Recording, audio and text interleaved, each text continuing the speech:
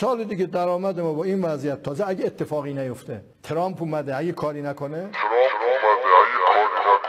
12 میلیارده. الان برای پول پرستاری رو، پول بازنشسته پاداششون نتونستیم بدیم، پول بازنشسته ها رو نمیتونیم بدیم، پول گندمکار رو نمیتونیم بدیم، پول حقوق پرسنلمون نمیتونیم بدیم.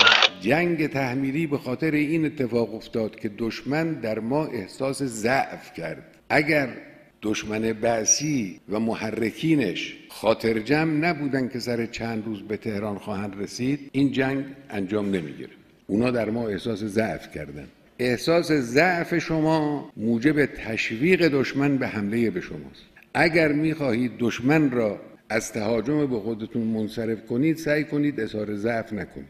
اشتباه بعضی از ماها در چالش اقتصادی بزرگی که امروز کشور دچار اون هست این بود که در زمینه اقتصادی اظهار ضعف شد. دشمن دید که اینجا جایی است که میشه فشار آورد، فشار رو زیاد کردن.